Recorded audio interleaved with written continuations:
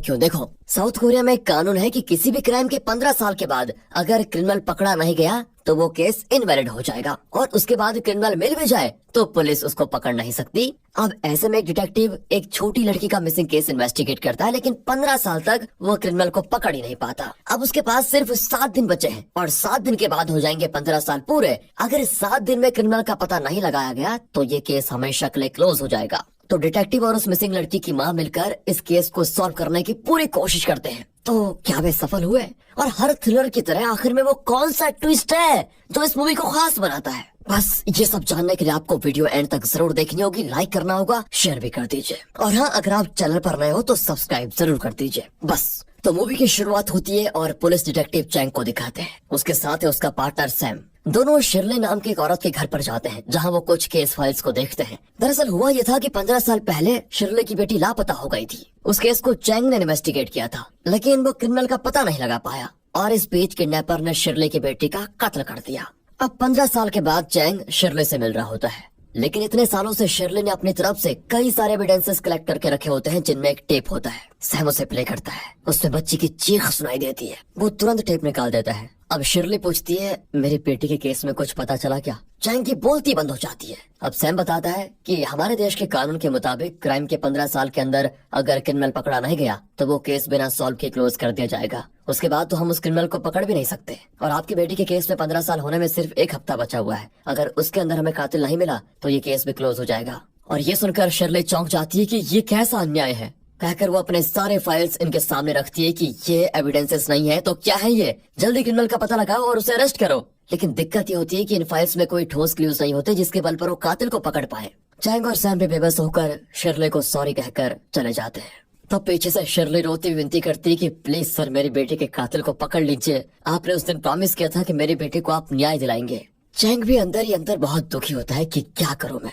वहाँ से वो सीधे हाईवे पर आता है जहाँ शिरले की बेटी की मौत हुई थी। वहाँ उसे कुछ विजुअल्स दिखते हैं। उस जगह पर कोई एक गुलदस्ता रख कर गया था। उसे लगता है कि शायद शिरली ने अपनी बेटी की याद में फूल रखे होंगे। वो शिरली को कॉल करके पूछता है तो वो कहती है, मैंने तो उस मनुष्य जगह पे जाना ही छोड़ दिया, मैं वहाँ कभी नहीं जाऊंगी जहाँ मेरी बेटी की मौत हुई थी। तो पहला क्वेश्चन, ये गुलदस्ता किसने रखा? अब चैंग को शक होता है कि कहीं ये कातिल ने तो नहीं रखा। फूल जरा मुरझाए हुए होते हैं, जिससे पता चलता है कि यहाँ पर इसे रखे हुए 10 या 15 घंटे हुए होंगे, यानी कि आधी रात को किसी ने इसे यहाँ पर रखा होगा। तो अब चैंग वहाँ रखे हुए सीसीटीवी कैमरास को देखता है और उसका फुटेज चेक करने लगता है। रात के ठीक 1:15 को एक आदमी पास के जंगल से निकलकर हाईवे पर आता है और गुलदस्ता रख कर चला जाता है। यही नहीं, जाते वक्त वो कैमरे को भी एक नजर से देखता है, पर उसका फेस क्लियर नहीं था। अब चैंग को लगता है कि वो जो कोई भी है वो मुझे चैलेंज कर रहा है और ये भी कह रहा है कि ये लो, मैं कैमरे में भी आ गया, मुझे पकड़ कर दिखाओ। चैंग को भी ये चैलेंज मंजूर होता है और वो उसी रात को सैम को लेकर जंगल के अंदर जाता है। उसे यकीन है कि कातिल ने यही अपनी गाड़ी रोक कर रखी होगी और पैदल चलकर ही वो हाईवे पर आया होगा। और जैसी उम्मीद थी, जंगल में उन्हें गाड़ी के टायर के निशान मिल जाते हैं और वो उसके पैटर्न की फोटो भी ले लेते हैं। अब चैंग गैस करता है कि यहाँ गाड़ी छोड़कर वो हाईवे पे गया, वहाँ फूल रखकर वो उसी रास्ते आया और यहाँ से गाड़ी निकालकर इस तरफ गया होगा, क्योंकि इस साइड को सीसीटीवी कैमरा कवर नहीं करता, यानी ये एक ब्लाइंड स्पॉट है। तो अब उसका पता कैसे लगाए? That's challenging. चैंग कहते हैं कि सीसीटीवी में उसका इमेज ठीक 1:15 को रिकॉर्ड हुआ। अगर वो पैदल वापस आया और कार लेकर इस रूट से गया तो इस ब्लाइंड स्पॉट पर वो करीब 1:45 से 1:55 के बीच पहुंचा होगा। हमें ये पता लगाना है कि इन 10 मिनटों में उस ब्लाइंड स्टॉप से कौन कौन से गाड़ियां पास हुई थी, खासकर वो गाड़ियां जिनमें डैशबोर्ड कैमरा लगे हुए हैं। किसी न किसी गाड़ी के डैश कैम ने तो कातिल की गाड़ी को जरूर रिकॉर्ड किया होगा। फिर क्या था, अपनी खोज वो करते हैं शुरू। उन्हें एक ऐसी गाड़ी मिलती है जिसके डैश कैम रिकॉर्डिंग में ठीक 1:53 को एक ब्लैक कलर की कार पास होती है। लेकिन प्रॉब्लम ये होती है कि उसमें लाइसेंस प्लेट नंबर नहीं होता। मतलब पॉसिबिलिटी है कि ये जरूर उसी कातिल की कार होगी, लेकिन अब प्रॉब्लम यह है कि बिना नंबर की गाड़ी को ढूंढे कैसे। चैंग बार बार उस फुटेज को देखता है तो उसे विंडशील्ड पर एक स्टिकर चिपका हुआ दिखता है। चैंग फिर ऐसे स्टिकर वाले कार को तलाशने लगता है और एक दिन वैसी ही कार उसको दिख जाती है जो उसने सीसीटीवी फुटेज में देखी थी। लेकिन अब प्रॉब्लम यह है कि इस कार का लाइसेंस प्लेट नंबर है। फिर भी चैंग को शक तो होता है और वो इस कार के टायर पैटर्न को कातिल के कार के टायर पैटर्न से वेरीफाई करता है तो वो एकदम मैच। और यही नहीं, इस कार के विंडशील्ड में भी वैसा ही स्टिकर लगा होता है। अब चैंग आसपास देखता है कि ये कार है किसकी आखिर। तभी एक आदमी चैंग को देखकर चुपचाप वहाँ से चला जाता है। बारिश हो रही थी तो उसने छतरी पकड़ी हुई थी। चैंग उसे फॉलो करता है लेकिन भीड़ में कातिल कहीं गुम हो जाता है। फिर अचानक वो कातिल को ट्रेस कर ही लेता है और उसे चेस करता है, लेकिन वो फिर बच निकलता है। अब वहाँ के कुछ स्टोर्स में चैंग चेक करता है, तभी एक रेस्टोरेंट में वो उसी आदमी को देखता है जो एक टेबल पर न्यूज़पेपर पढ़ने के बहाने अपना चेहरा छुपा कर बैठा होता है। उसके पास एक गीली छतरी भी रखी होती है। अब चैंग उसका चेहरा देखने वाला होता है कि वो झट से वेट्रेस को धक्का देकर वहाँ से भाग निकलता है। चैंग भी तुरंत उसके पीछे भागता है। कातिल बाहर शिरली को भी धक्का देकर भाग जाता है। चैंग को उसका पीछा करते हुए देखकर शिरली समझ जाती है कि यही कातिल है और चैंग उसे पकड़ने की कोशिश कर रहा है, लेकिन चैंग की किस्मत खराब होती है और कातिल अपनी कार में जल्दी से निकल जाता है। बेचारा चैंग मायूस खड़ा होता है क्योंकि 15 साल पूरे हो चुके हैं और वो कुछ नहीं कर पा रहा है अभी तक। पर शिरली कहती है कि अभी भी 15 साल पूरे नहीं हुए हैं, 2 घंटे अभी भी बचे हुए हैं, उसके अंदर हम लाइसेंस प्लेट नंबर से उस कार को ट्रेस कर सकते हैं।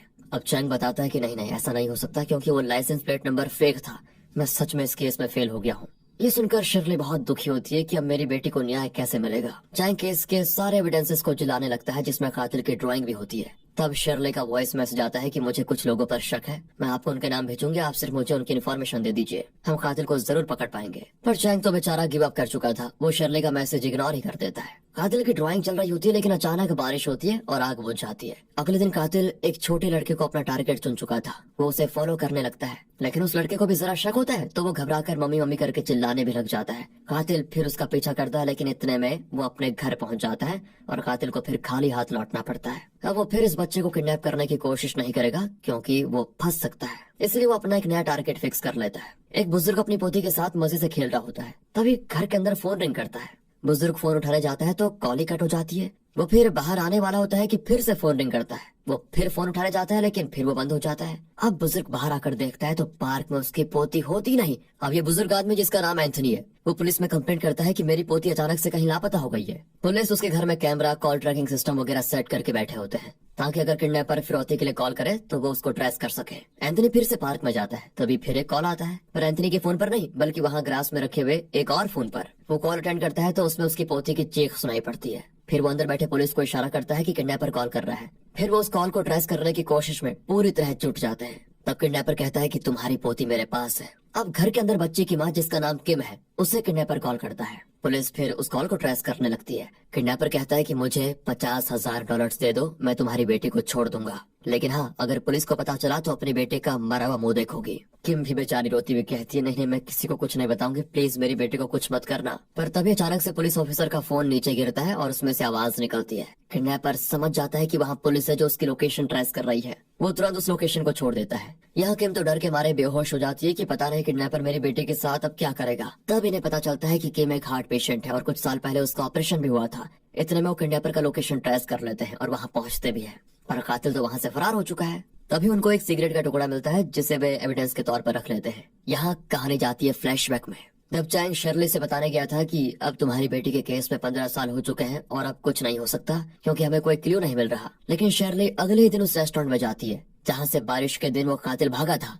शिरली रेस्टोरेंट वाले से पूछती है कि बारिश वाले दिन एक आदमी यहाँ आया और वेटर्स को धक्का देकर भाग गया था, क्या तुम उसको जानते हो? वो कहता है मैंने उसका चेहरा तो नहीं देखा लेकिन वो उस टेबल पर बैठा था।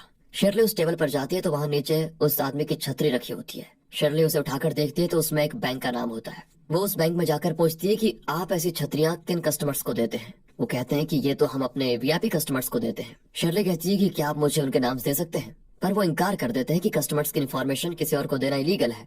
शिरली अपने देश के कायदे कानून भले ही ना जानती हो, पर वो ये जरूर जानती है कि पैसा हर इलीगल काम को लीगल बनाने की शक्ति रखता है। इस बारे में आपकी क्या सोच है दोस्तों, कमेंट में बताना। शिरली उस स्टाफ को अकेले में मिलकर पैसे देती है तो अगले 5 मिनटों के अंदर शिरली के हाथ में होती है वीआईपी कस्टमर्स की लिस्ट। शिरली ने इसी बारे में उस दिन चैंग को बताने के लिए कॉल किया था, लेकिन तब चैंग ने कॉल नहीं उठाया क्योंकि वो तो निराश हो चुका था। फिर शिरली ने उसको वॉइस मैसेज भेजा। चैंग तब तक तो गिव अप कर चुका था और एविडेंसेस को जलाने लगा था। तब उसने शिरली का वॉइस मैसेज सुना कि मुझे कुछ लोगों पर शक है, आप मुझे उनकी इन्फॉर्मेशन दे दीजिए, लेकिन तब भी चैंग ने उसे इग्नोर कर दिया था। पर शिरली ने गिव अप नहीं किया था, आखिर माँ जो ठहरी। अगले दिन वो एक एक करके उस लिस्ट में दिए हुए सारे वीआईपी कस्टमर्स के घर जाकर पूछताछ करने लगी। एक एड्रेस पर एक पुराना घर होता है। शिरली अंदर जाती है तो देखती है वहाँ एक कैलेंडर में हर दिन पर क्रॉस मार्क लगा होता है और शिरली की बेटी के केस में जिस दिन 15 साल पूरे होते हैं उस दिन को सर्कल किया होता है। शिरली समझ जाती है कि यही है इस कातिल का घर। तभी कातिल दरवाजे पर आता है। शिरली तो डर के मारे एकदम फ्रीज हो जाती है,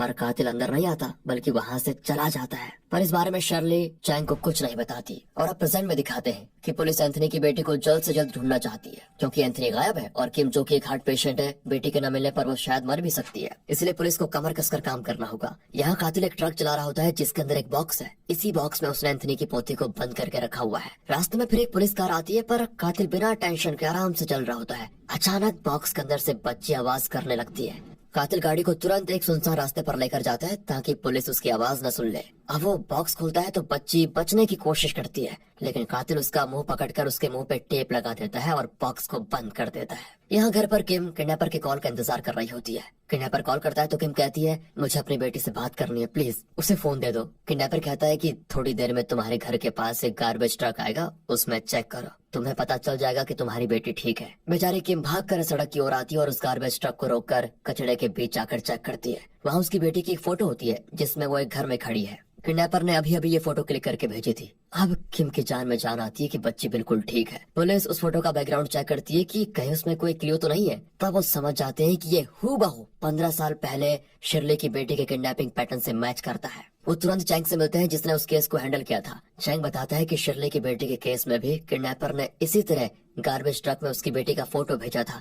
मतलब 15 साल बाद वही कातिल फिर एक किडनैपिंग कर चुका है और उस बच्चे की जान को खतरा भी हो सकता है। तब उसे याद आता है कि उस दिन बारिश की वजह से कातिल के बारे में जो कलेक्ट किए हुए एविडेंसेस थे वो पूरी तरह जले नहीं थे। अब वो उनको चेक करता है। पुलिस ऑफिसर पूछता है, क्या पैसे देंगे तो वो बच्ची को छोड़ देगा क्या? चैंग कहता है, नहीं, 15 साल पहले हमें भी यही लगा था। और शिरली एक बैग में पैसे लेकर उसके बताए हुए रेलवे स्टेशन पर भी गई। कातिल की बताई हुई जगह पर वो बैग रखकर चली गई, लेकिन हम उस बैग पर नजर रखे हुए थे। तब एक ट्रेन आई, उसमें मिलिट्री के कई लोग आए और उस भीड़ में हमने कातिल को मिस कर दिया। लेकिन उसने बड़ी शातिरी से पैसे के बैग को उठाया और एक नकली नोटों वाला बैग वहीं पर रखकर चला गया। अब पुलिस ऑफिसर पूछता है कि तो 15 साल के बाद वो फिर से उसी मेथड से किडनैपिंग क्यों कर रहा है? चैंग कहता है, जाहिर है वो पुलिस डिपार्टमेंट पर हंस रहा है कि इनको देखो ये कुछ नहीं कर पा रहे हैं। वो पुलिस वालों को चैलेंज कर रहा है कि मैं बार बार क्राइम करूंगा तो मुझे पकड़ कर दिखाओ अगर हो सके तो। अब पुलिस ऑफिसर ये सारी बातें अपने सीनियर ऑफिसर को बताता है जो किम के घर पर है। तभी किम को आता है किडनैपर का कॉल। वो कहता है कि आज दोपहर को $50,000 का एक बैग रेलवे स्टेशन में रख दो। सीनियर ऑफिसर चौंक जाता है कि तो एग्जैक्टली वही बोल रहा है जो चैंग ने कहा था। इसी बीच चैंग और सैम किडनैपर के बताए हुए स्टेशन के पहले वाले स्टेशन में जाकर उस ट्रेन में चढ़ जाते हैं। चैंग को लगता है कि 15 साल पहले कातिल मिलिट्री वालों के साथ आया और पैसे लेकर वो मेन रोड से तो निकला नहीं होगा, वो जरूर रेलवे ट्रैक से भागकर ही बच निकला होगा। चैंग और सैम भी ट्रेन से उतरकर उसी ट्रैक पर वेट करते हैं। तब वो देखते हैं कि मिलिट्री यूनिफॉर्म में एक आदमी बैग लेकर वहाँ से भाग रहा है। चैंग और सैम उसको चेस करते हैं। किडनैपर बैग को दीवार के उस तरफ फेंक देता है। चैंग और सैम उस आदमी को आखिरकार पकड़ ही लेते हैं और उसका चेहरा देखकर चैंग एकदम शॉक। ये और कोई नहीं, एंथनी है। वो उसे कस्टडी में ले लेते हैं। अब एंथनी बताता है कि सच में क्या हुआ था। उस दिन जब पुलिस एंथनी के घर पर किडनैपर का कॉल ट्रेस कर रही थी तो अचानक एंथनी पार्क से गायब हो गया। दरअसल किडनैपर ने एंथनी को कॉल करके कहा था कि तुम्हारी पोती मेरे पास है। फिर उसने एंथनी को एक जगह पर बुलाया था। एंथनी भी जंगल के पास गया जहाँ पर एक शेड था। एंथनी अंदर गया तो किसी ने शेड का दरवाजा बंद कर दिया। बड़ी कोशिश के बाद दरवाजा खुला। वो बचकर बाहर आया तो उसकी कार में एक लेटर लिखा था कि अगर तुम अपनी पोती को जिंदा चाहते हो तो रेलवे स्टेशन से पैसे का बैग उठा लाओ। एंथनी कहता है, इसलिए मैं उस बैग को उठाकर भागा था और दीवार के उस तरफ बैग को फेंक दिया। पर पुलिस उसकी बात पर यकीन नहीं करती क्योंकि उस पब्लिक फोन के पास उन्हें जो सिगरेट का टुकड़ा मिला था उस पर एंथनी के फिंगरप्रिंट्स थे। ऊपर से किडनैपर ने अब तक जो कॉल्स किए थे उनमें उसका वॉइस और मॉड्यूलेशन वगैरह एंथनी की वॉइस से एग्जैक्टली मैच करता है। इतना ही नहीं, अपनी पोती की किडनैपिंग के बहुत देर बाद ही एंथनी ने पुलिस को इन्फॉर्म किया था। अब इन सारी बातों को ध्यान में रखते हुए पुलिस को यकीन है कि एंथनी ही किडनैपर है, लेकिन चैंग को नहीं लगता कि एंथनी किडनैपर है। अगर वो किडनैपर है और कातिल है तो उसने पैसे के बैग को दीवार के उस तरफ क्यों फेंका? वो उसे लेकर बच निकल सकता था। यही नहीं, 15 साल पहले उसने जिस तरह से किडनैप किया था उसी तरीके से वो फिर से किडनैप नहीं कर सकता क्योंकि उसे पता होगा कि इस बार वो पकड़ा जाएगा। इसीलिए एंथनी किडनैपर नहीं हो सकता, कुछ और ही है। पर सवाल अब ये भी है कि एंथनी के फिंगरप्रिंट वाला सिगरेट उस पब्लिक बूथ में कैसे आया? उस बूथ के अंदर और कहीं पर भी एंथनी के फिंगरप्रिंट्स नहीं है, ये भी सोचने वाली बात है। मतलब किडनैपर ने ग्लव्स यूज किया होगा। अगर वो एंथनी था तो सिगरेट स्मोक करते वक्त भी उसने ग्लव्स पहन रखा होगा। फिर उसमें फिंगरप्रिंट्स कैसे आ सकते हैं? That's very mysterious question. मतलब एंथनी किडनैपर या कातिल तो बिल्कुल नहीं है। हाँ, पर एंथनी को फंसाने के लिए कातिल ने ये पूरी सेटिंग की है। अब पुलिस कहती है कि सारे एविडेंस एंथनी के खिलाफ है, यहाँ तक कि किडनैप हुई बच्ची की फोटो में जो बैकग्राउंड है वो एंथनी के पुराने घर की दीवार से एग्जैक्टली मैच करता है। मतलब एंथनी ने उस बच्ची को वहीं रखा था। ऊपर से बच्ची अब तक मिली नहीं है और केस बहुत पेचीदा हो चुका है। अब चैंग किडनैपर के रिसेंट कॉल्स के ऑडियो और 15 साल पहले शर्ली की बेटी के कातिल के कॉल्स वाले ऑडियो को पूरी तरह से कंपेयर करने के लिए एक स्पेशलिस्ट की मदद लेता है। स्पेशलिस्ट बताता है कि ये दोनों एक ही ऑडियो है। फर्क सिर्फ इतना है कि 15 साल पहले का ऑडियो जो हमारे रिकॉर्ड्स में है वो एकदम साफ है, लेकिन प्रेजेंट वाला ऑडियो उतना क्लियर नहीं है और बहुत डिस्टर्बेंस सुनाई पड़ रहा है उसमें। हो सकता है कि कातिल इस बार वही पुराना वाला ऑडियो टेप यूज कर रहा था, क्योंकि नए ऑडियो में कातिल की आवाज क्लियर नहीं है, लेकिन बैकग्राउंड में जो गाड़ियों की आवाज है वो एकदम क्लियर है। अब चैंग समझ जाता है कि कातिल 15 साल पुराना वही ऑडियो यूज कर रहा है, लेकिन जब उसने उसको प्ले करते हुए रिकॉर्डिंग की होगी तो आसपास की आवाजें उसमें साफ सुनाई दे रही है और ये रिकॉर्डिंग्स पुलिस के अलावा शर्ली के पास भी है। उस दिन चैंग और सैम ने शर्ली के घर में यही टेप प्ले किया था जिसमें शर्ली की बेटी के चिल्लाने की आवाज रिकॉर्ड हुई थी। मतलब शर्ली और कातिल का कोई ना कोई कनेक्शन जरूर है। और ये जानकर चैंग शर्ली के घर जाता है तो वहाँ शर्ली के साथ एंथनी की पोती होती है। ओह माय गॉड, चैंग का सर चकराने लगता है कि व्हाट इज द मिस्ट्री। वो शर्ली से पूछता है, क्या तुम्ही ने उस बच्चे को किडनैप किया था? यहाँ पर शर्ली बताती है कि उसने बैंक से जिन वीआईपी कस्टमर्स की लिस्ट ली थी उनमें से एक घर कातिल का था। कातिल रोज कैलेंडर में मार्क कर रहा था कि कब 15 साल पूरे होंगे और कब वो निश्चित होकर अपनी लाइफ जिएगा। वो जान चुकी थी कि ये एंथनी का पुराना घर है। तब एंथनी वहाँ आया था और शर्ली उसको चाकू मारने के लिए बिल्कुल तैयार खड़ी थी, पर एंथनी अंदर नहीं आया। फिर शर्ली ने देखा कि एंथनी अपनी बेटी और पोती के साथ बहुत ही खुश है। वो इस बात को सहन नहीं कर पाई कि जिस आदमी ने मेरी बेटी को किडनैप किया, उसे मार डाला, वो अपने परिवार के साथ इतना खुश है। तब उसने एंथनी की पोती को किडनैप करने का प्लान बनाया और उसमें वो सफल भी हुई।